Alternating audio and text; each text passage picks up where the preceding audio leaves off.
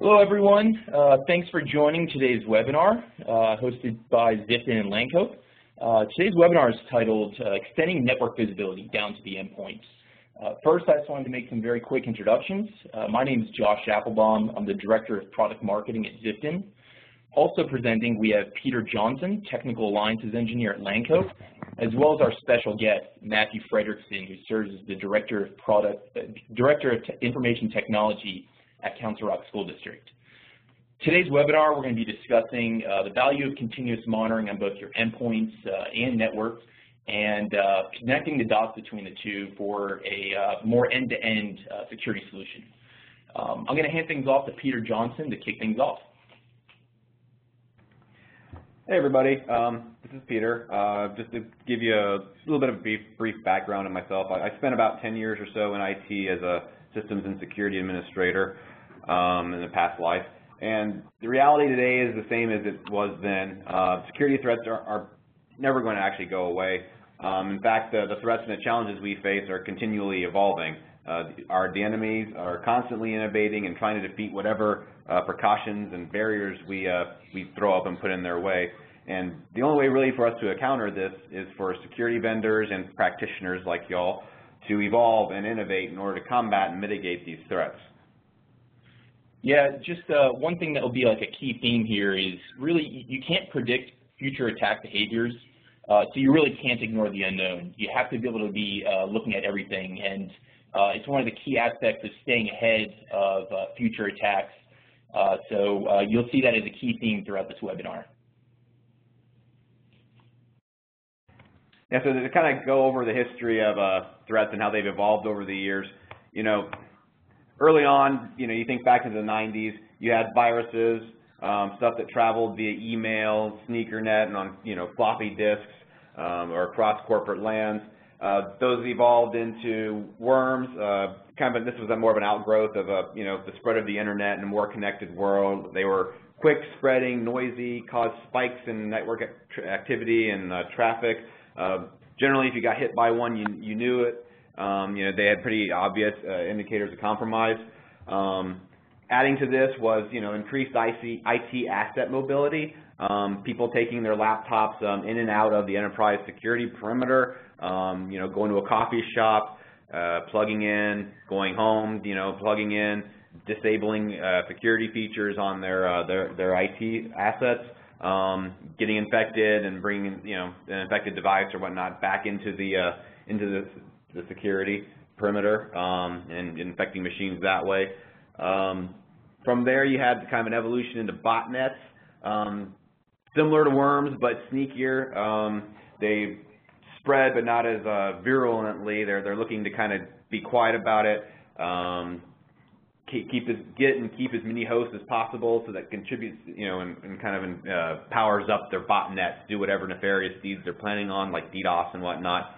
And to combat all of this, you're basically building like kind of a castle, right?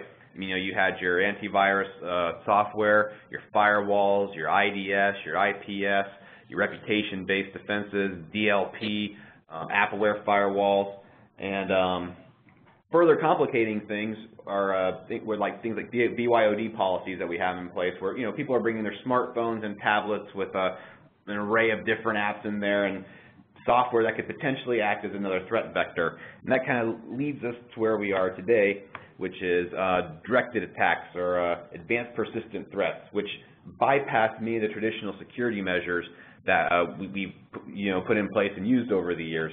And going back to the castle example, you have your traditional firewalls, your AV, your IPS, IDS up, and this is protecting you from the hordes that are coming. But your moat, your walls, your portcullis, your drawbridge, doing their job. But these threats, these new ones that we're dealing with here, are these guys are tunneling beneath your defenses and either going for whatever you have within your enterprise that they're interested in, whether it be like sensitive data, credit card information, personnel records, or they're trying to get something out. Yeah, and Peter, I think the key thing there when we talk about advanced persistent threats is really the word persistent. These attackers are going to be very patient and agile they're going to find a way into your environment. Traditional security solutions, defense solutions really are not sufficient. So there really is a need for evolution of organizations' security monitoring in order to detect these kinds of threats.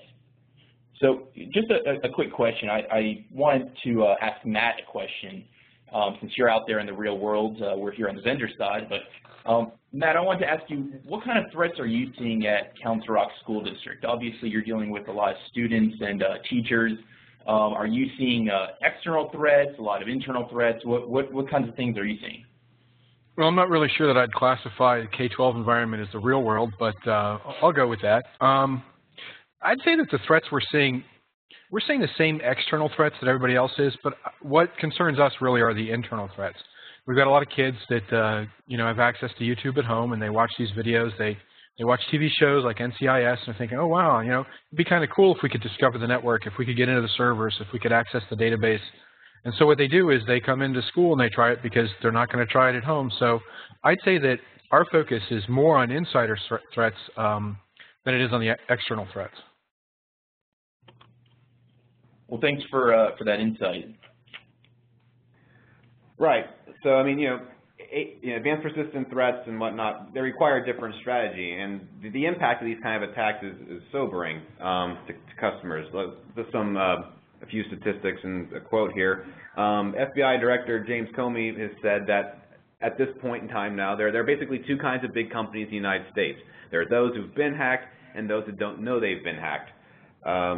With companies that have reported data breaches, typically you're looking at about 209 days, and this is more most recent numbers, 209 days before the attackers were identified or discovered. And generally this wasn't because that people within the organization found them, that is because their data had showed up on the internet somewhere and they were told this. And that's like 7 months, right?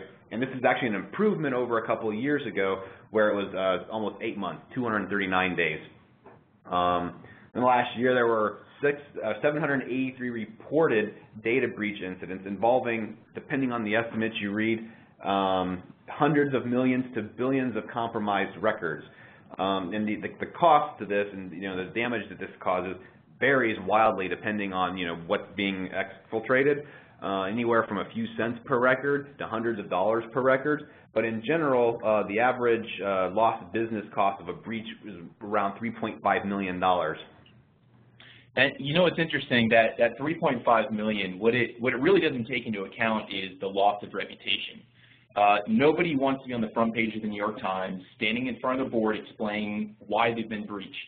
And then also, I think another key point there, it's great that we've decreased that dwell time from 230-something days down to the low 200s. But what's very important, and I mentioned it before around APTs, is the persistence. It's not just about getting into the environment. Once these attackers are in your environment, they're going to be very quiet. You have to look for very small behaviors, small differences in behaviors, and really it's important to have continuous monitoring and real historical visibility is what's happened, because you may find something suspicious today, but you need to rewind the tape to understand what may have been the cause of that or what started that. So just two things I wanted to point out there. Yeah, and it's not all doom and gloom, right? You have assets within your enterprise that to give you a light into this darkness, and that's NetFlow or flow data.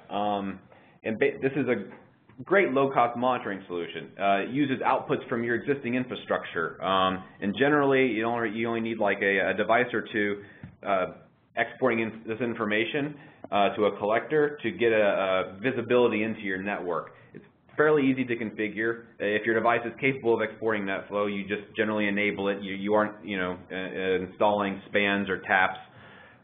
You have devices that are capable of exporting this thing already have a broad presence within your network. Most routers, switches, firewalls, etc., feature some sort of flow export capability. And the accounting data stores extremely well. NetFlow is basically a transactional metadata record of observed network activity on the device. Given such, it's fractions of a percentage less and storage space needed versus like a PCAP solution. And it's generally in a common format, so you can sit there and write the tables for easy analysis. And it stores so well, you can actually keep months of data on the history of all the activity observed within your network at your fingertips. So what all can you get out of a flow record? So as I mentioned, it's a transactional record. It's like a cell phone bill for network connections within your enterprise, right? So you can get like the who. You can see the username if it's supported with the exporters you're using. You can get the source and destination IP addresses. You can get NAT translation and port information. You can get the when. When a connection started, when it ended, how long it lasted for, how active it was, how much data was passed back and forth between the source and the destination. You can suss out the what. You can determine, were they using a web browser to access a website? Were they, playing around with Spotify? Were they using, are they opening an SSH connection into a server? You can see the where and the how as well too. You can see where that particular connection traversed your network, and did it go through a proxy? Did it go through your firewall? If it did go through your firewall, was it permitted? If it wasn't supposed to be permitted, then you would have, possible, indicator that maybe, there's an issue with your ACLs that need addressing. If it was supposed to go through a firewall and it didn't, you either have some sort of physical misconfiguration on your network or a deliberate attempt to bypass the firewall as a security piece, and then you have something you need to investigate and address. So what do we do with all that data?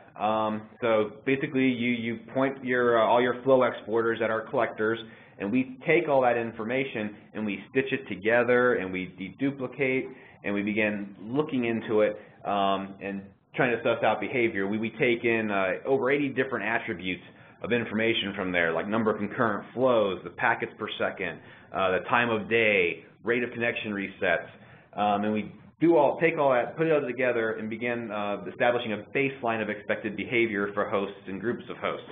So, for instance, they have an Exchange server, and or you will learn over time, given a specific time of day and a day of week, you have X number of connections going to it with hosts in X number of countries from X IP ranges and that kind of thing. Should you suddenly see a connection open up on your Exchange server to like an IP address in, say, Russia, and there's a large amount of data going out over that connection to that IP address, that's an anomaly in behavior and should be something that potentially needs to be investigated. And if, say, you're dealing with a group of hosts, like a public Wi-Fi group, right? And since it's a public accessible Wi-Fi access point, you're probably mostly going to have, you'll see like individual hosts within there maybe once, twice a year or something like that. So you don't want necessarily like baseline the behavior of every single host in there, but just as a group. So you can sit there and you kind of get an idea of like the kind of activity that happens in there, like web browsing, people watching YouTube, that kind of thing. But if you start seeing activity coming out of that group where they're, saying attempting to establish a connection to one of your internal file servers, or they begin scanning your internal DNS, that's an indicator that, you're at the starting point of an attack perhaps, and again, needs to be mitigated or at least investigated. Yeah, and it's really critical to have continuous monitoring solutions in place, whether that be on your network or on your endpoint, or really both. One of the key aspects here is, let's say you were to find some suspicious activity. So you have Lancope gets an alarm that you have suspicious activity at 2 o'clock in the morning. Well, when you talk about behavioral analysis, baselining, etc., obviously that's not going to be normal for the average system. Well, what you want to be able to do is peer into that endpoint and be able to understand, well, was there an active user at that time? Is it potentially an insider that's doing some malicious behaviors? Or instead, it could have been botnet activity that you don't actually have an active user. So with Ziften, you're able to monitor those endpoints and look for actual user activity, not just is the system on and are we seeing things happen, but rather is there an actual user moving the mouse, keyboard, etc. So really connecting the dots, or as we say, extending that visibility from the network down to the endpoint. And so what this gives you is two halves of the puzzle, right? You get real-time detection. You can keep a near real-time tap on what the activity and whatnot going on your network. So when you start seeing these indicators of a potential attack start emerging, you can observe and then choose how you want to react or shut them down. If you're in the midst of an attack and in the midst of an incident and you want to know, what's going on, you can actually go down to the host and drill down on that host and figure out, what did they do? How did they get there? What all had they accessed? What credentials they used? Are there other hosts in your system acting like this host, which, could be an indicator of a much larger outbreak or an attack? And this is great because, you want all this information at your fingertips in order to be able to properly mitigate and to respond to, a potential threat. So, Peter, I'm going to ask you a bit of a loaded question here. So we've seen more targeted attacks recently that have bypassed traditional security solutions, whether that be antivirus, firewalls, etc. Are you seeing that traditional blocking and prevention mechanisms are not sufficient and there's more of a need to shift to detection and response solutions? Yeah, I mean, again, it's not to say that your traditional things aren't doing their job. They're there and they are blocking what they're able to block. But yes, I mean, it's necessary to layer your security. I mean, anything that blocks or anything that detects can be sidestepped. I mean, any sort of solution that depends on signatures can be foiled by modifying a binary enough to alter the hash, right? So that you can basically keep the same functionality and payload within it, but it looks different enough that it won't trigger any alarms. You can always use behavior as a potential IOC.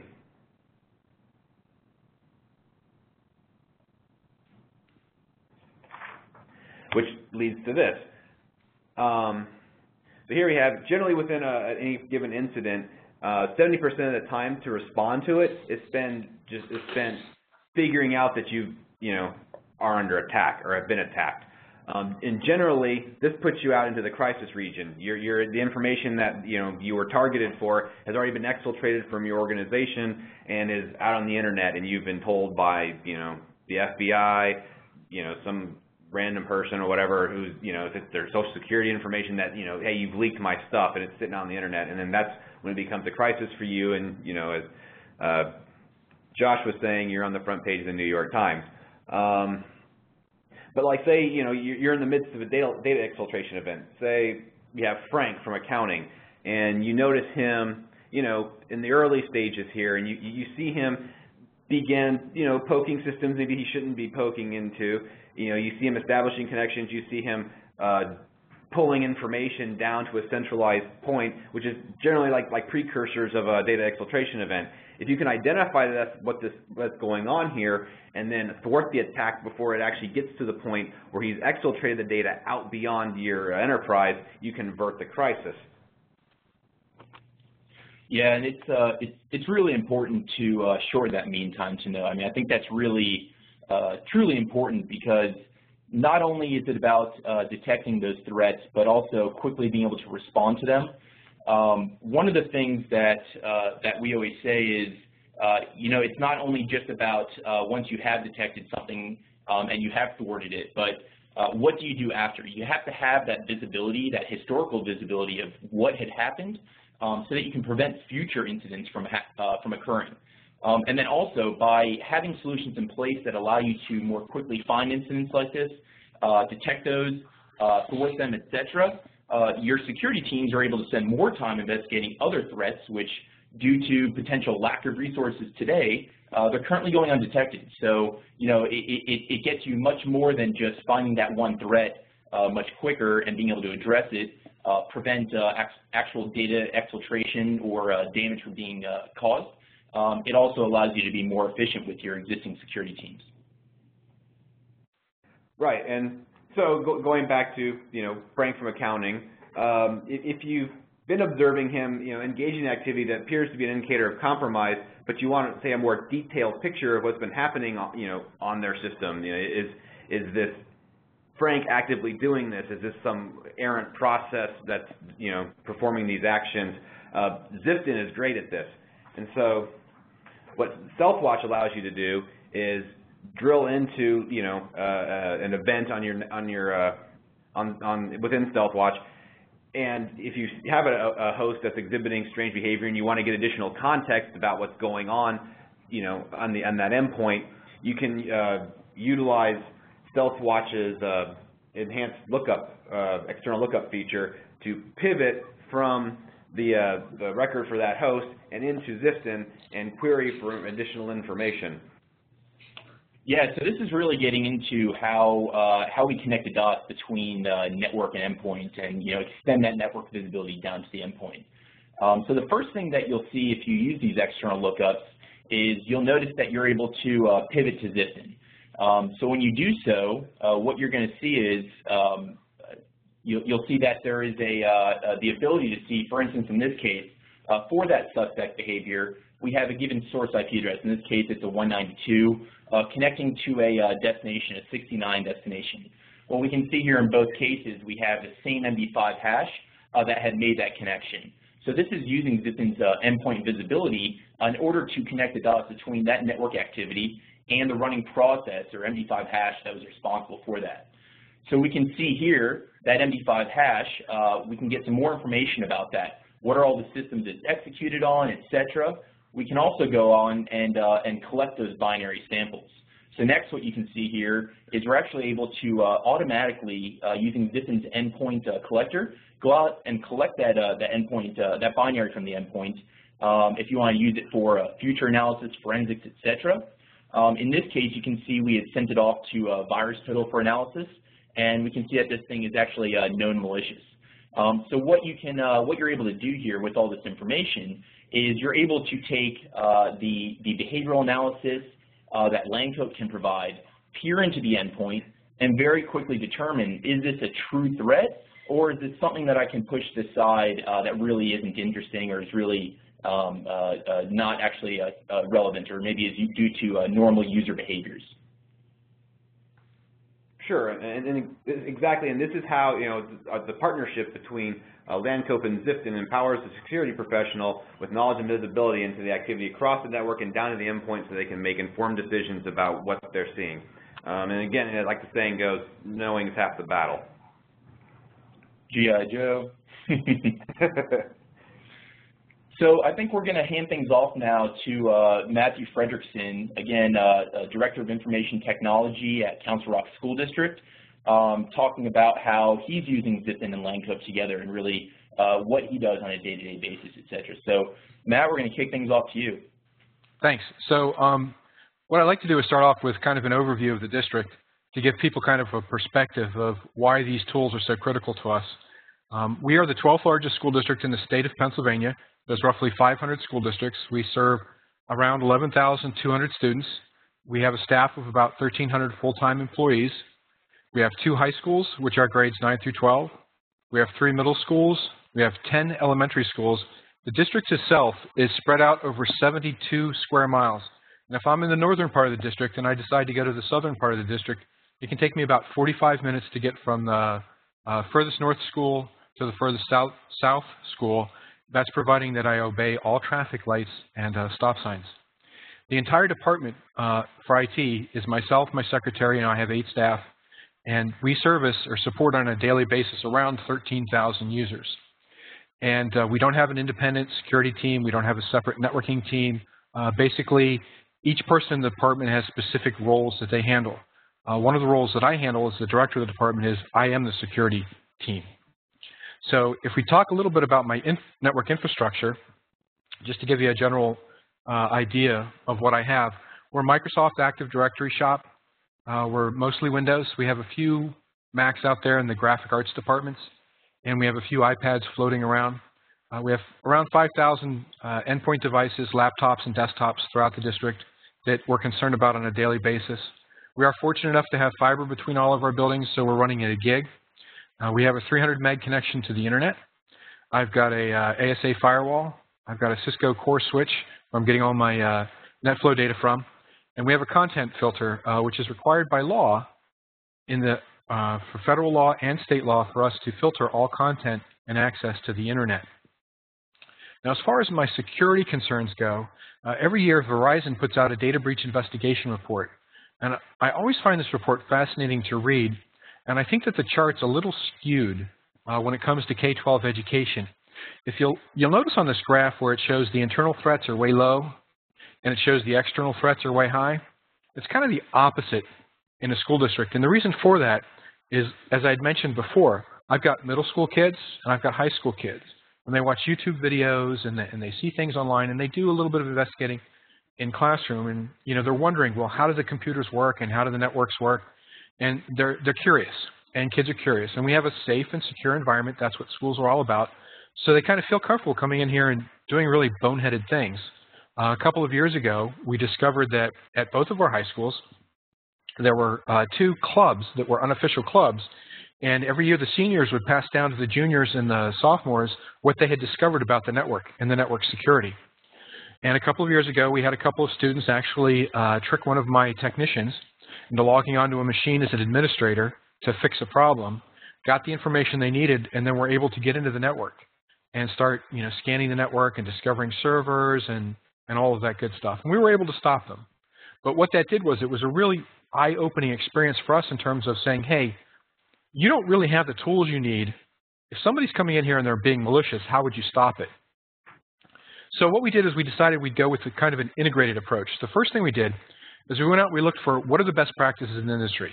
What are people doing? What should people be doing? And who's saying what people should be doing? So SANS has a document, SANS.org, which is an organization that's dedicated to network security for administrators. They have excellent training programs. They formed a document. They developed a document a few years ago, and they now have an independent organization who's hosting the document. But it's the 20 critical controls for cybersecurity. And basically they said, if you follow these 20 critical controls, you'll be in a better shape as far as network security and a good posture is than if you don't follow these 20 critical controls. Now, everyone knows that there's no way you can stop an incident. It's going to happen. It's just a matter of time if it hasn't already. But the question is have you done everything that you can to stop it from happening? But more importantly, when it happens, have you done everything you can to know that it's happened, and then you can react quickly? So what we realized is that we understood how our network was set up, but we really didn't understand how people were using it. So the first thing we did was we implemented Lancope StealthWatch. And I pulled NetFlow from my 6500 and from my ASA and my IDS. So I've got a really good picture of the traffic that's flowing through my network, where it's going, what people are doing. It really opened my eyes from an educational standpoint in terms of some of the sites that were being accessed on a regular basis as part of the educational process. For example, if I were to take YouTube away from the teachers, they'd come after me, I think, with pitchforks and shovels. But because I didn't realize that it's critical for educating our kids in today's society. But that gave me an idea of what was going on the network, but I had no idea what was going on the desktops and what was going on my Active Directory. So I implemented a couple more tools. First thing I did was implemented Ziften, and Ziften has their own dashboard, and they also will do an export into Splunk. And Splunk is a great way to look at large chunks of data and just chop it up. I also use a product called Infoblocks from, it's called DDI, and that is their IPAM management solution. I also put in a SIEM solution at my high schools, Alien Vault, and I'm feeding information into that. And then I have, for my Active Directory monitoring, I'm using a product called Frederickson Splunk. So that gives you kind of an overview of what I've put in place to try to match these from start to finish, endpoint to network kind of visibility. And this really served me well because about a month ago, just to give you a real-world example, I was monitoring a report from my firewall, and I saw that I had a hit from a 192.168 IP address. Now, what the firewall does, the DNS firewall does, is it says that if traffic is trying to resolve a DNS name to a known bad site, it doesn't allow that user to go to that site. It just blocks it. It just drops the packet and says, hey, you can't go there. So they don't resolve the DNS. And that's been very effective for preventing some of the more aggressive attacks that we've gotten in internal and from external. But I saw the 192 IP address, and I'm like, I don't give that out. Where could that possibly be? So I jumped on StealthWatch. I was able to do an IP lookup really fast, found the IP address, found out what its real IP address was, internal that I had given out, was able to then just right-click and jump right over to the Ziften console for that particular device, and looking at the binaries, I realized it was running a botnet. So I was able to isolate the botnet, was able to attach the machine, delete the botnet, remove it from the machine, clean the machine. Now, what is really, really impressive about this process is this whole process took me about 5 minutes. So what I would say at this point is if you don't have StealthWatch and you don't have Ziften, then you're just, I think you're crazy personally. That's just my personal opinion. But I mean, they allowed me, I don't have a lot of time to go places and to do things. They allowed me to, sitting at my desk, to resolve an issue that normally, I mean, this could have propagated through the building and I would have had network performance issues, and it could have taken me weeks or that 209 days to figure out what was going on. And instead, I caught it, I removed it, I deleted it, 5 minutes. So, Matt, I have a quick question just to kind of follow that up, and I had hinted at this earlier, but I want to ask you specifically. So you mentioned that you have a pretty small security team. So with such a small security team, do you find that it's just as important to be able to confirm that suspicious behavior is actually a threat compared to suspicious behavior that's a non-threat? You know, being as efficient as you can with your time, I would imagine that being able to quickly confirm or deny that something is a threat is pretty important. What do you think about that? Yeah, it's absolutely critical. When I first started looking into products that I could use to help me understand what was going on in my network, I installed Snort, which is an open source utility. K-12 environments love open source, free tools. And the first couple of days, I had over 400,000 incidents, and I quickly realized that, you know, it would take me a year of working on this full time just to get this so that I could understand what behavior on my network was normal, what a baseline was. Fortunately, both StealthWatch and Ziften give me the capability to identify what normal behavior is for my environment. It may not be normal for the guy down the street or the school district next to me, but using both those tools, I've been able to learn, and I've been able to train them to learn what normal behavior is. The power of that is when something is not normal, it can trigger an alert. So even if I'm not at my desk, I get an alert on my phone that says, hey, we've just noticed this. It could be suspicious activity. You might want to check it out. And then that motivates me to log on to the console and see, oh, you know what? That is, I knew about that. That teacher was going to go out there. They were going to do some kind of video conference today with somebody in South Africa. It's a classroom sharing thing. That's okay.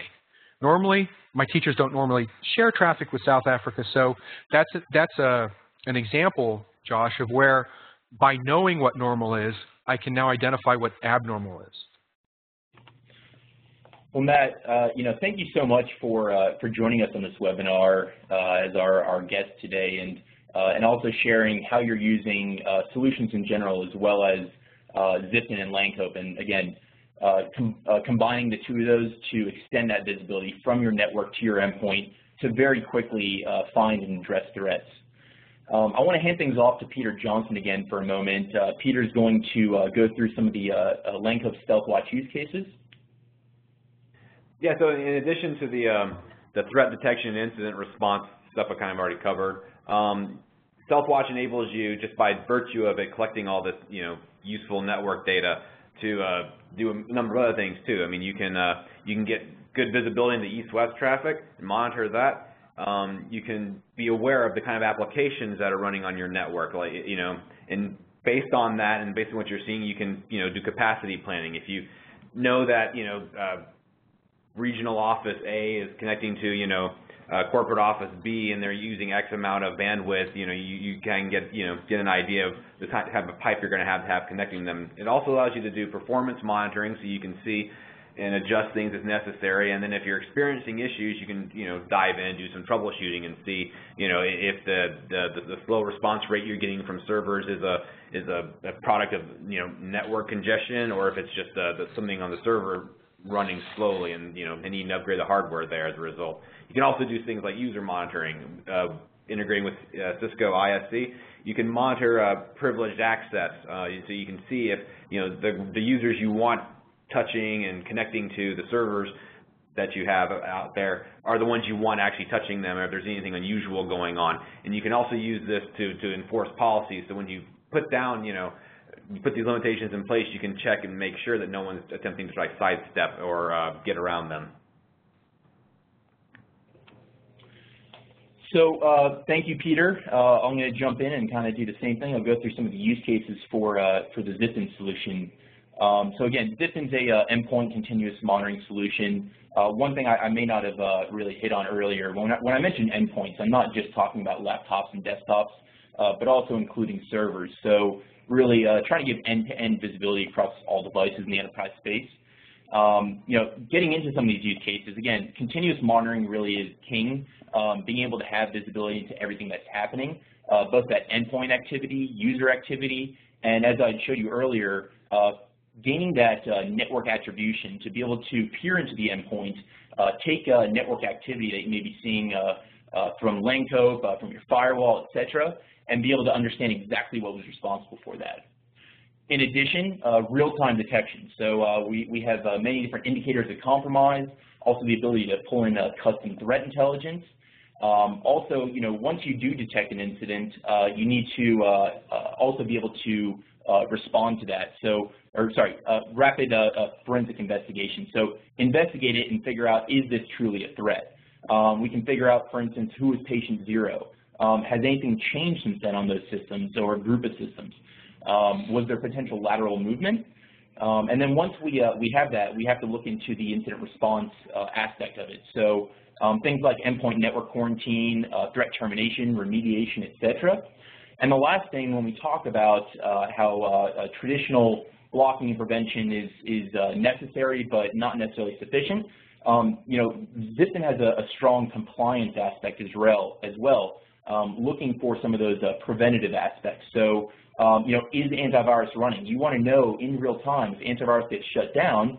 You want to know about that.